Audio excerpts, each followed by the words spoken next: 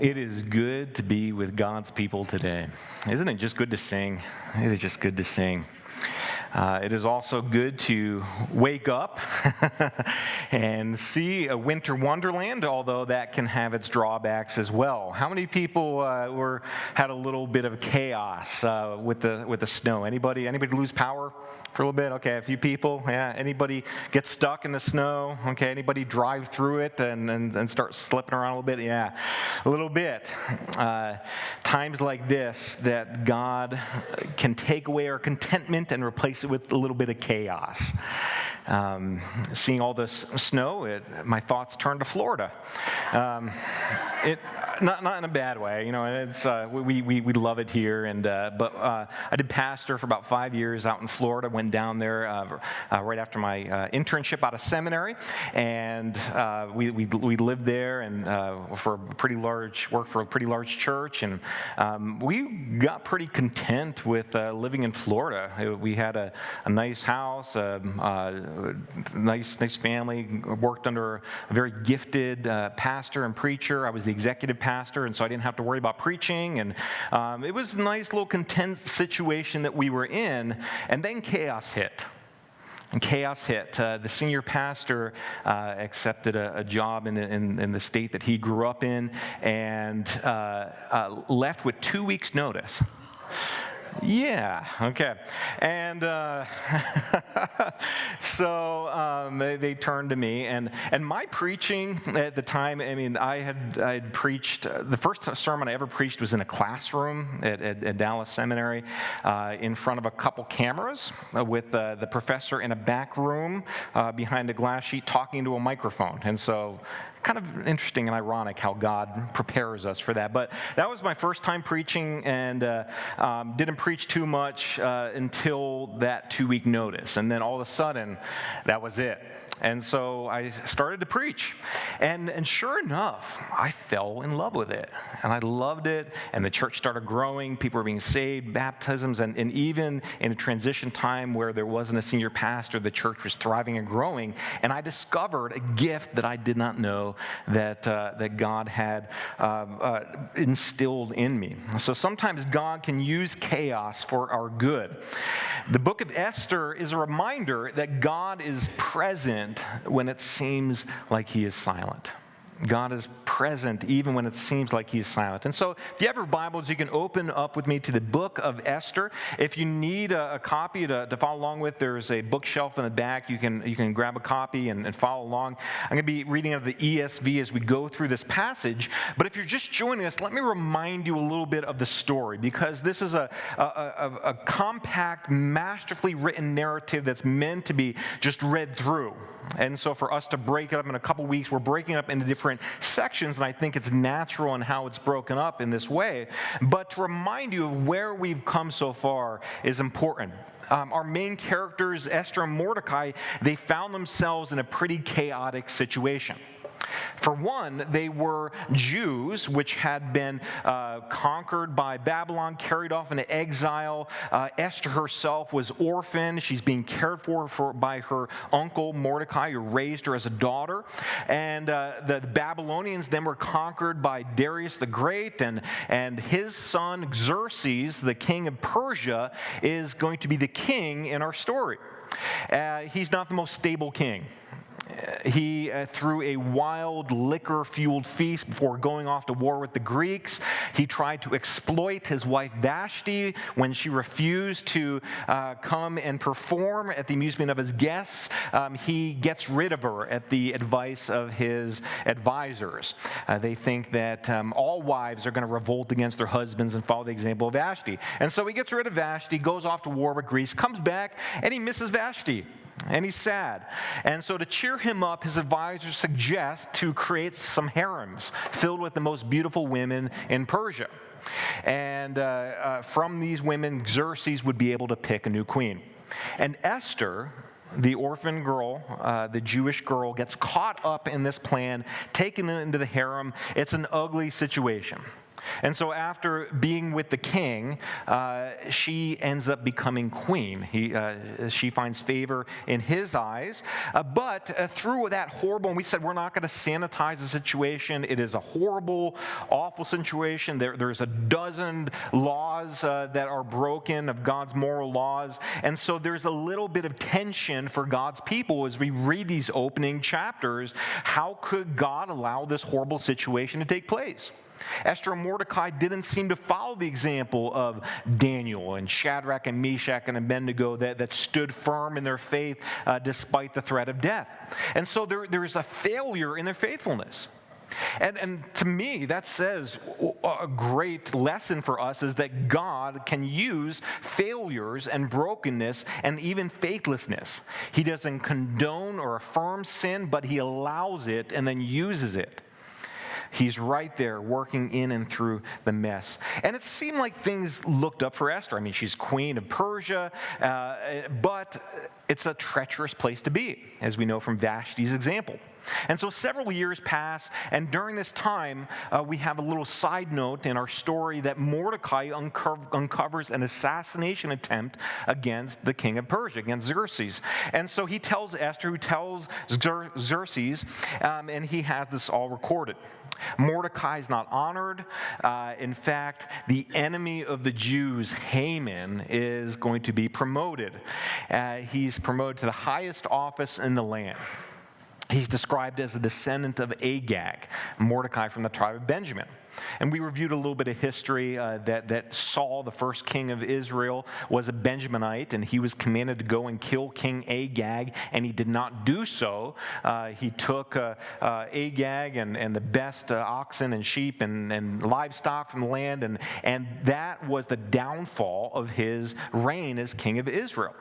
And the implication, the literary implication is if Saul had done what he was supposed to do, there now wouldn't be a Haman, the Agagite, now to be the enemy of the Jews. Because now Haman is in a position to harm Mordecai and the Jews.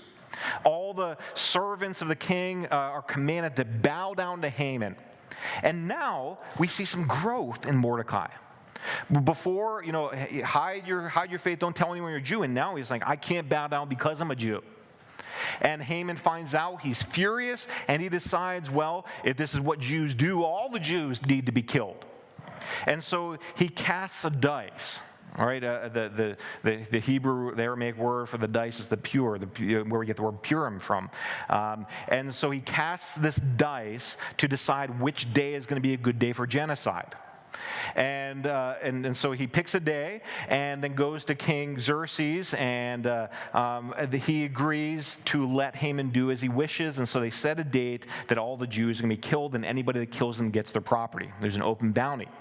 Mordecai learns of this. It's proclaimed throughout the land. And so he goes and sends word to Esther to go to the king, convince him to change his mind. And as we left off last week, this puts Esther in a predicament. She hasn't seen the king in over a month. If she goes to see him without being summoned, she risks death. That's the commandment. Unless the king holds out his golden scepter to her, she would be killed. And Xerxes, Ahasuerus, his Aramaic name, is not the most stable king. And Mordecai challenges Esther in three ways. He said, first of all, remember who you are. You're a Jew. You're one of God's people. You're in the same boat as all of us. Second, that God is going to save his people some way or another. Deliverance will come, Mordecai says. That's a promise you could take to the bank. However, he says, Esther, think about all the things that have happened to you. From being here, from being in this position, to being in this beauty pageant, to becoming queen of Persia. Maybe God prepared you for this moment, for such a time as this, to be bold, to stand up and act, to save your people. And that's where he left off at the end of chapter 4. In a moment of crisis when everything looks like it is spiraling out of control, and Esther is going to do something astounding, and we see some growth in her too. Esther calls Mordecai and the Jews to fast. At the end of chapter 4, she says in verse 16, go gather all the Jews to be found in Susa and hold a fast on my behalf. and do not eat or drink for 3 days, night or day. I and my young women will also fast as you do. Then I will go to the king, though it is against the law, and if I perish, I perish." And so for the Jews, this is lingo for a time of prayer and fasting, of concentrated prayer. We see a lot of growth here. And then chapter 5 begins with these words, "On the third day, Esther put on her royal robes and stood in the inner court." And so between chapters 4 and chapter 5, there is 3 days of fasting, of prayer. She takes this crisis to the Lord. I think there's a big lesson for us in that. Sometimes our strengths are magnified and can become weaknesses. And one of my weaknesses, I'm just being open with you all, is that I'm a fixer. I don't know if it's the engineer or the guy in me, but I tend to want to just fix problems. When I encounter a crisis, my first instinct is to act and to fix rather than pray. And that, combined with my desire to research problems, drives a lot of people nuts. Sometimes it's good, when there's an immediate crisis, my son fell, hit his head, I can leap into action, do this, get this help. But on things that I shouldn't be involved in, I tend to insert myself in these things and try to fix problems. When Christy was diagnosed with cancer, I'm, researching. I'm like, okay, I'm ready to be her oncologist, right? After her surgery, I'm researching and I'm ready to be her physical therapist. And so I go with her to her physical therapy appointment. I'm ready to jump in and help. And the therapist said something to me that really, profound that day. She said something like this. She said, "Seth, you be Christy's husband. Let me be the therapist." All right, that's good. Christy doesn't need me to be her therapist. She needs my unconditional love as her husband. That's a good word. That's a good word. I think there's a lot of husbands and wives that need to hear those words. Because in a broader sense, though, that's what we tend to do to God. He's the professional. He's the one with the power, the ability to solve the crisis. And instead of letting God be God, we try to step in and do God's work without seeking His help in the first place. With marriages, one of the first questions I get in marriage trouble is how do I fix my spouse? All right? And it's you can't. That's not your job. All right, you can't change hearts. You can't change the heart of your kids. Instead of jumping in and trying to be the Holy Spirit, let God be God. And so there's a lesson in this that we need to go to prayer, go to the one who has the power to address these issues. And so we see some growth in Mordecai and Esther. They take this chaotic moment and go to God. Before moving, before acting, they go to the Lord. And so there's growth here. And so chapter 5, the third day she put on a royal robe. She stood in the inner court of the king's palace in front of the king's quarters while the king was sitting on his royal throne inside the throne room opposite the entrance to the palace. So here's the danger moment here. And when the king saw Queen Esther standing in the court, what's he going to do? She won favor in his sight. And he held out to Esther the golden scepter that was in his hand. Then Esther approached and touched the tip of the scepter. This is just faith in action. This is courage and boldness. After praying and fasting, she says, if I die, I die. Here's the moment, and I'm going to just be bold and do what I've come to do. She had to step out in faith. And I think there's a spectrum here. Some of us, we're fixers and we don't want to pray. Some of us, we can use prayer as an excuse not to act. All right? And it's a crutch. I'm scared. I don't want to step out. And so I'm just going to, an extended, and they never make a decision. They never act. They never step out. Right? You go to the restaurant and instead of praying before the meal, you're praying over the menu. All right, okay, well, what if I get the honey glaze instead of the maple glaze? Am I breaking the perfect will of God? And, meanwhile, your spouse is I'm tired of this fast. Let's go. So don't be paralyzed. How do you know the difference? How much time is too much time? Well, there's wisdom here. There's wisdom. There's a crisis. Your kid is bleeding. You don't have to go and find your prayer journal. All right, you can say a quick prayer, God, help me, help my child, and you act. If this was the 12th day of Adar and tomorrow's genocide, Esther's not going to say, hey, let's fast for 3 days here. Okay? So there's wisdom and but now it's the time to act. She does so, and God softens the heart of the king toward her. Verse 3, the king says to her, what is it, Queen Esther? What is your request? It shall be given to you, even to the half of my kingdom. And Esther said, if it please the king, let the king and Haman come today to a feast that I prepared for the king. Then the king said, bring Haman quickly, so that we may do as Esther has asked.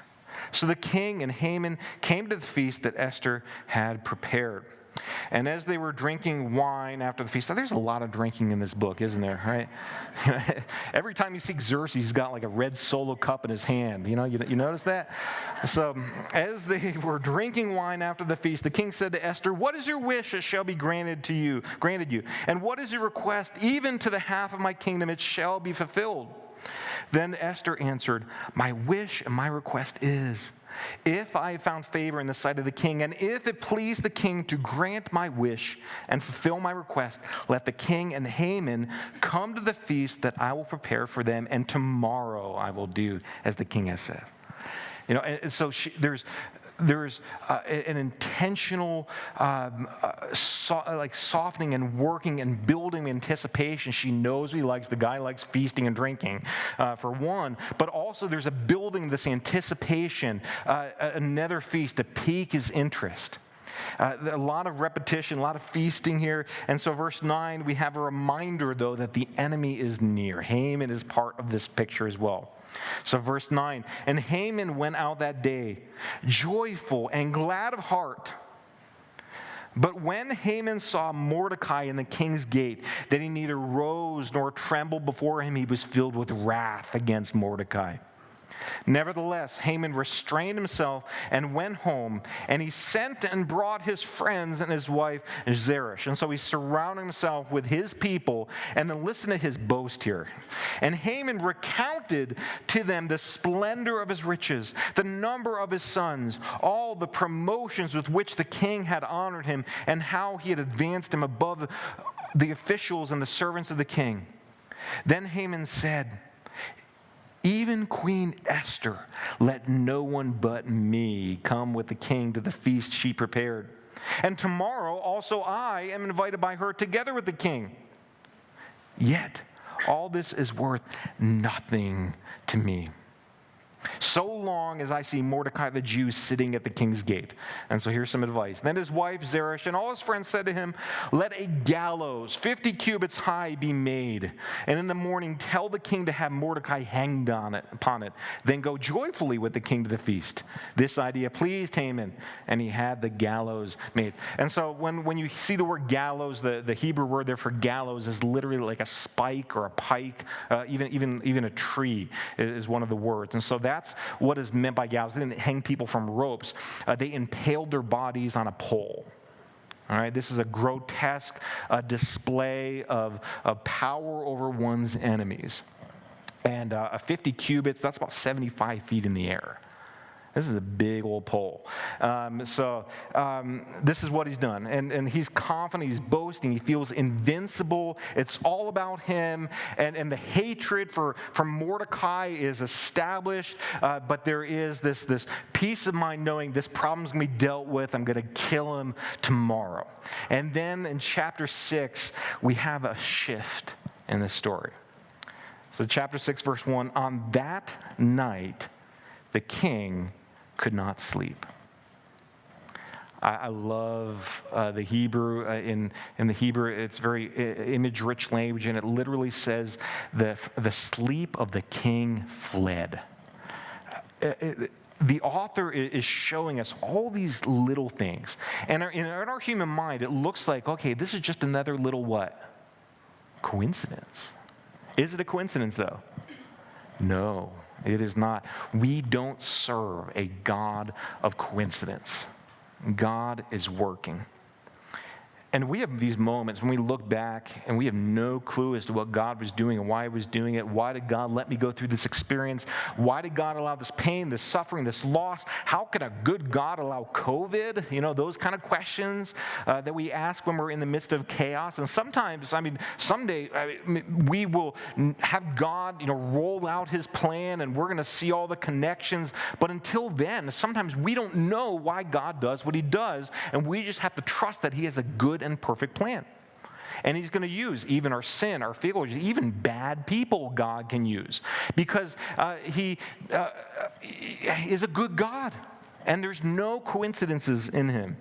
And that is why on this night, of all nights, the night that Haman built a 75-foot high pole which to impale Mordecai's corpse, the king of Persia could not sleep. Coincidence? Let's see. So, here's the king, and he can't sleep, and he gave orders to bring the book of memorable deeds, the chronicles, and they were read before the king. You can't sleep, get the recorded minutes from government documents, and read those. And so there he is. And so he's trying to sleep, reading the history books. And so it was found written how Mordecai had told Bigthana and Teresh, two of the king's eunuchs, who guarded the threshold and who had sought to lay hands on King Ahasuerus. So you remember that little twist back in chapter 2. It seemed like a random little plot, but now on this night of all nights that the king can't sleep, he opens up this particular book, turns to this particular page, and has this particular event written or read to him. Coincidence? Verse 3, the king said, "What honor or distinction has been bestowed on Mordecai for this?" The king's young men who attended him said, "Well, nothing has been done for him." Why did God allow that oversight? I wonder if at the time Mordecai was saying, "Hey, I stuck my neck out. I saved the life of the king. What do I have to show for it? What thanks did I get?" Here it is. Now the king says, who is in the court? This is so good. He can't sleep, get the documents out, hears it, he hears about this event, and who happens to be in the court? It's Haman. Now Haman had just entered the outer court of the king's palace to speak to the king about having Mordecai hanged on the gallows that he had prepared for him. Right? That's why Haman is there. That's what he has in his mind. All right? And the king's young men told him, Haman is there standing in the court, and the king said, "Let him come in." And so the king has one thing in his mind, Haman has the other thing on his mind. So Haman came in, the king said to him, "What should be done to the man whom the king delights to honor?" And we get a little insight into what Haman's thinking here. And Haman said to himself, "Whom would the king delight to honor more than me?" Right? Haman is at the top of his game. He's been invited to not just one feast, but 2 feasts, and nobody else other than the king himself was invited to this feast by Esther. He's manipulated a government policy to suit his own biases, to have this genocide put on the calendar. He's just boasted to his wife of his greatness and his friends, of his greatness and his power and his wealth and his position. And the only irritation and the only little thorn in his side is the irritation of seeing this one Jew, Mordecai, at the gates, and at home, he knows he's got a 75-foot spike to impale his corpse on. Everything Mordecai has done to this point has been met with one success after another.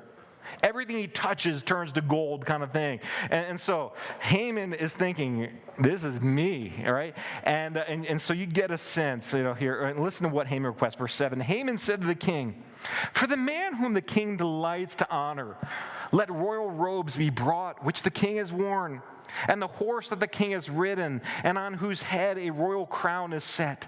And let the robes and the horse be handed over to one of the king's most noble officials.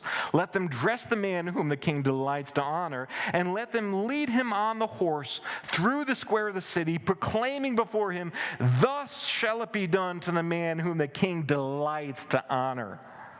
All right? This is Haman's greatest fantasy.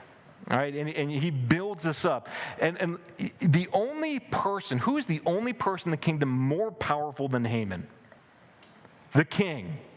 So what does the king have that Haman does not have? He's got the power, he's got the authority, he's got the signet ring, he's got all these things. The only thing he doesn't have, the king's clothing, the king's horse, the king's crown. This is his greatest fantasy. I had to be king for the day.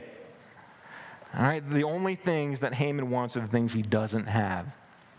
Verse 10, the king said to Haman, hurry, take the robes and the horse, as you have said, and do so to Mordecai, the Jew who sits at the king's gate. Leave out nothing that you have mentioned. I wish I could have been there. This is so good. Haman is there to have Mordecai killed. And of all people, Mordecai is the person who is on the king's mind.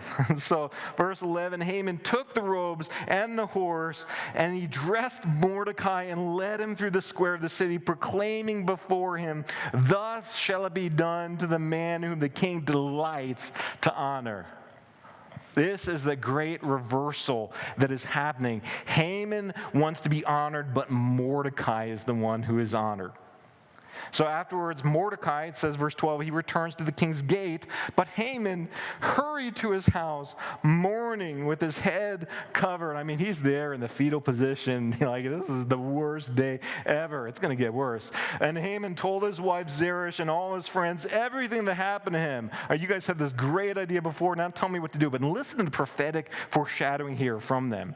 All right, they're getting the idea here. Then his wise men and his wife Zeresh said to him, if Mordecai, before whom you have begun to fall, is of the Jewish people, you will not overcome him, but will surely fall before him. Verse 14, while they were yet talking with him, the king's eunuchs arrived and hurried to bring Haman to the feast that Esther had prepared. This is so good. Banquet number 2, what's going to happen? Verse 7, or chapter 7, verse 1, it says, the king and Haman went in to feast with Queen Esther. And on the second day, as they were drinking wine after the feast, they really like their wine. The king again said to Esther, what is your wish, Queen Esther? It shall be granted you. And what is your request? Even to the half of my kingdom, it shall be fulfilled. This is the third time he's asked this question, the exact same phrase used over and over again. What is your request? Even to the half of my kingdom. What is your request? Even to the half of my kingdom. What is your request? Even to the half of your kingdom. She has piqued his interest. He's curious. He wants to know, what is this all about? I mean, he knows it's no small thing for her to come in uninvited before him. She has risked her life to say something to him. What is it you wanted to say to me? All right, and so here's the ask.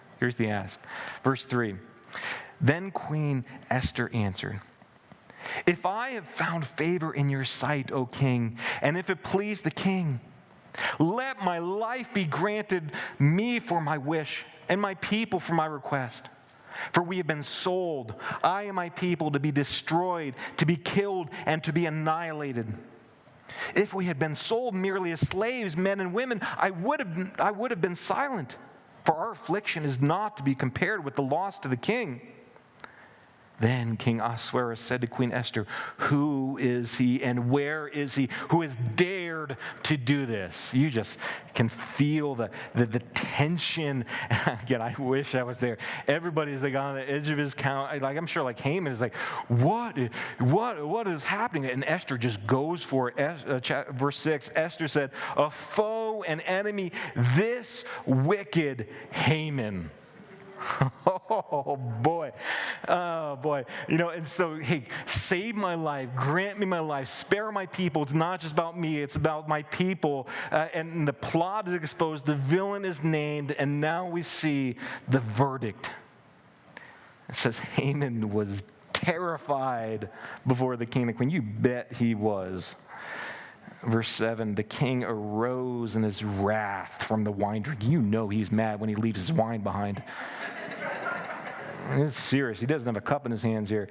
And so he leaves. He rose in his wrath from the wine drinking and went into the palace garden. But Haman stayed to beg for his life from Queen Esther, for he saw that harm was determined against him by the king. He knows which way the wind is blowing here. All right, and the king returned from the palace garden to the place where they were drinking wine, and as Haman was falling on the couch where Esther was. He's not going to win this PR battle here, right? It's just going from bad to worse. And you ever notice, like, when you're angry at somebody, even the most benign action has evil intention? He is mad with Haman, and so he's fallen on the couch and listened, sure enough, the king said, will he even assault the queen in my presence, in my own house? As the word left the mouth of the king, they covered Haman's face. This is like mafia here. And then, it gets worse, verse 9, then Harbona, one of the eunuchs in attendance on the king, said, moreover, the gallows that Haman has prepared for Mordecai, whose word saved the king, is standing at Haman's house 50 cubits high. And the king said, hang him on that. So they hanged Haman on the gallows that he prepared for Mordecai. Then the wrath of the king abated. What a reversal of fortunes. But the reversal continues, chapter 8. On that day, King Ahasuerus gave to Queen Esther the house of Haman, the enemy of the Jews. And Mordecai came before the king, for Esther had told what he was to her. And the king took off his signet ring, which he had taken from Haman, and gave it to Mordecai, and Esther set Mordecai over the house of Haman. You have this complete reversal. Mordecai was supposed to be impaled. Haman's impaled. Haman was the most powerful official. Now Mordecai is the most powerful official. All these situations, everything that happened, the beauty pageant, the assassination attempt, the sleepless night, the banquets, the gallows, it all happens because God is the God who brings order to chaos. Amen? This is a good story. So we're going to finish this up next week, but there's a couple significant applications I think that we can take from this. First one we touched on already is to stop and pray before acting. To stop and pray before acting. We learned this as little kids, right? You come to a busy road, you stop, you look both ways, and then you step out, right? So that you don't get hit by traffic. And this was drilled into us as young kids, and we need to drill it into us as in our spiritual life. There's a busy, chaotic, dangerous road ahead of us. And when we come to that road, we need to stop and look both ways, all right? And by both ways, I mean we need to look inward. Is there something in me that's keeping me from fellowship to God? And look upward. All right, don't just jump into chaos without going to God first. And we see this in Mordecai and Esther. They started off in all sorts of compromising situations. The author wants to see they're growing in their faith. They're not just acting on a whim. Esther fasts and prays to God for 3 days. All right, don't just be a fixer. People of faith pray before they act. They understand that their problems in life can only be solved by the one who is all-powerful, who is all good, who is sovereign over all. And whatever the problem might be, is it chaotic financial situation? Well, God is the provider. Is it a physical chaotic situation? Well, God is the creator and healer. Is the chaos relational? Well, God is the only one who can change a human heart. So stop and look to him and then act. Second, we need to understand and recognize that God's plan is always perfect. All these things that were coincidences, the author is masterfully revealing that they are all part of God's perfect plan. The author shows us all these things happen in perfect timing, in perfect order, as part of, and they seem so random, like just these coincidences, and they're actually just steps leading God's people to a higher plane. God's plan is always perfect. And also, what I love about the story is the irony. Our God is a God of great irony. And that's good because sometimes we don't get what we deserve. All right? We don't get what we deserve. There isn't a single person here that isn't deserving of eternal torment in hell. That's the reality. And you just look around, And there is one example after another. This room is filled with example after example of undeserved grace. We don't serve a God of karma that gives people what they deserve. We serve a God of grace. Aren't you glad that our God is a God of irony? And then third, God's timing is always perfect. His plan is perfect and his timing is perfect, even if we don't see or understand it. And that is so essential, because sometimes we don't see the plan of God. Sometimes we can get a glimpse by looking back and seeing what he's done. That's what Mordecai says to Esther. But sometimes we just need to trust God. You're doing what you do because you're a good God, and I'm going to choose to trust you even in the midst of chaos. This is a good lesson for us right now, isn't it? I mean, we went from COVID to Delta, and now, we just skipped Nu and Chi and went to Omicron. It's a crazy, chaotic world. And rather than, pulling out our hair, God, where are you? Why have you left this galaxy? He hasn't. He's not silent. His timing is perfect. And if you want an example of how God arranges timing, the Christmas story is a perfect example of this. Galatians 4 says, when the fullness of time had come, God sent forth his Son. And you think about what that means, the fullness of time. Well, what does that mean? Well, you look at history and you look how God arranged things. Well, you had Alexander the Great that went through and conquered. That seems like a pretty chaotic situation. What did Alexander the Great do? He brought a common language. Right, the world was separated by language, and now there is a common language, Koine Greek, which means common Greek, which is the trade language that all these people can arrange, the language in which the New Testament was written. Why did God allow the Romans to come in and to conquer everything and do what Romans do? Well, you had the Pax Romana, the Roman peace. They brought stability, they brought trade, they brought roads by which now the new missionaries could go and carry the good news of the gospel. The fullness of time, God sent his Son at exactly the right time. His perfect plan. And even his birth, it seemed like it was chaos. He wasn't born in a palace. He was born in a stable. He didn't grow up going to the best Ivy Leagues. He was the son of a carpenter. He didn't give his life on a glorious battlefield. He died on a Roman cross between two criminals. God incarnate brought about our salvation from what looked like a mess. Peter touched on this in his great sermon in Acts 2. He said, that what you all did, right? And he's speaking to the Jews here. All these things, the plans of wicked men. He says it was the definite plan and foreknowledge of God.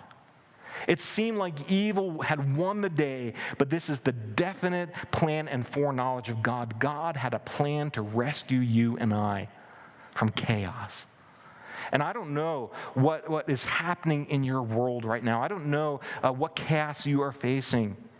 But I do know that God loves you. He loves you so desperately that he was willing to give his one and only Son to die on a cross so that we could be saved. To turn chaos of sin into his perfect plan of salvation. That is a gift worth celebrating. That is something to be in awe about. That is something that if you have not yet received that gift is to receive. God uses broken, sinful people. He loves broken, sinful people. That's why he died for us while we were yet sinners. We're all cracked and broken. So let's turn to God. Let's step up, look up, and be used by him. Would you pray with me? Father, I thank you, Lord, that you are a good God with a good plan. And we thank you for this book that is a reminder that you use even the most desperate, chaotic situations for your glory as part of your perfect plan. And Father, I know that there are people listening, whether online or here in person, that are facing chaos. And Lord, maybe when they look back at their life, they feel as though they are apart from you, and maybe they are.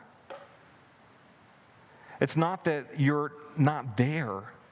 It's just that they have not been looking to you. They have not received you as their God. And so, Father, we thank you for the salvation that is offered to us through Jesus Christ. And Lord, maybe you are calling upon these individuals right now. Maybe Jesus is standing at the door of their lives knocking, and they need to open that door and receive him into their hearts. And if that's you, you can pray to God right now. I'll just lead you in a prayer right now. You can pray with me. You can say something like this: Dear God, I know that I'm a sinner, and I'm sorry. I want to turn from my sin and turn to you. I believe that, Jesus, you died on the cross for my sin. You rose from the dead. You brought order to chaos. And I ask you to do that in my life, to give me your purpose, your will. Change me and make me the person you want me to be. And Father, for us as a church, I pray that we wouldn't be silent about our faith, that we would be bold, and that we would be in prayer, that as you lay people on our hearts, Lord, our neighbors, our friends, our family, that we would stop and go to prayer and then be bold and act and share your love with them. Father, use us to bring rescue to the people that you love. We ask this in the name of Jesus, and all God's people said, amen. So, if you are new to Calvary, again, we encourage you to get involved.